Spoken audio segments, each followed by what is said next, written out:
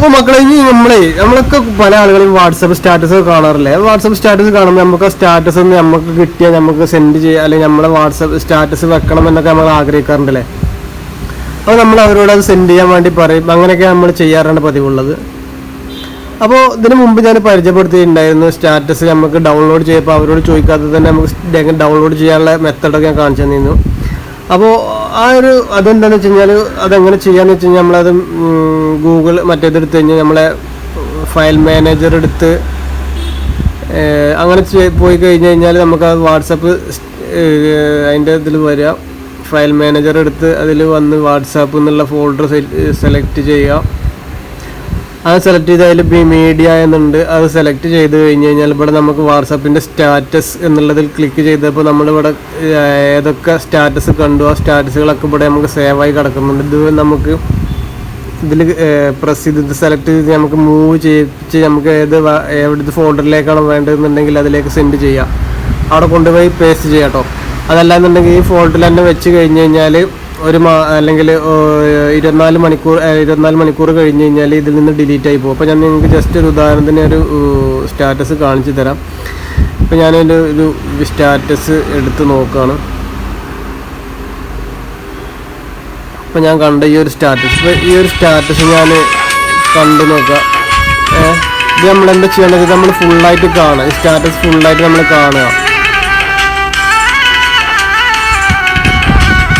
അങ്ങനെ അത് കണ്ടു കഴിഞ്ഞ് കഴിഞ്ഞാൽ നമ്മൾ നേരെ നമ്മളെ ഇവിടെ പോവുക, ഫയൽ മാനേജറിൽ പോയി കഴിഞ്ഞാൽ ഇപ്പോൾ നമ്മൾ ആ സ്റ്റാറ്റസ് അവിടെ ഡൗൺലോഡ് ആയിട്ടുണ്ടാവും. അത് നമ്മൾ ആ ഫോൾഡറിൽ കിടക്കുന്നുണ്ടാവും. ഇപ്പോൾ ഞാൻ ജസ്റ്റ് നിങ്ങൾക്ക് കാണിച്ചു തരാം.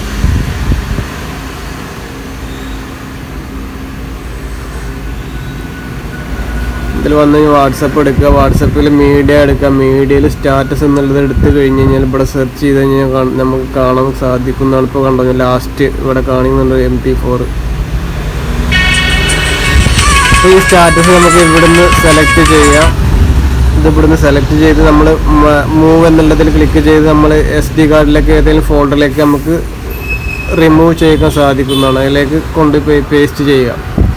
അപ്പോൾ ആ സ്റ്റാറ്റസ് നമ്മുടെ ഫോണിൽ ഓൾറെഡി സേവ് ആയി കഴിഞ്ഞു. മറ്റേത് നമ്മൾ ഫോൾഡറിൽ ഒരു 24 മണിക്കൂർ കഴിഞ്ഞ് കഴിഞ്ഞാൽ ഓട്ടോമാറ്റിക്കായിട്ട് അത് ഡിലീറ്റ് ആയി പോകും.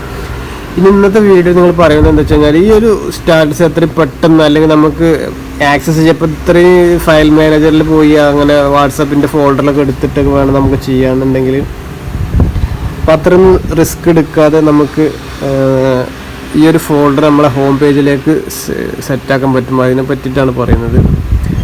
അതിൽ സ്റ്റാറ്റസ് എന്നുള്ളതിൽ ക്ലിക്ക് ചെയ്ത് കഴിഞ്ഞ് കഴിഞ്ഞാൽ മുകളിൽ ഇത് സ്റ്റാറ്റസ് എന്നുള്ളതിൽ ക്ലിക്ക് ചെയ്യുക. അതിനുശേഷം ഇവിടെ മോർ എന്നുള്ളതിൽ ക്ലിക്ക് ചെയ്യുക കേട്ടോ.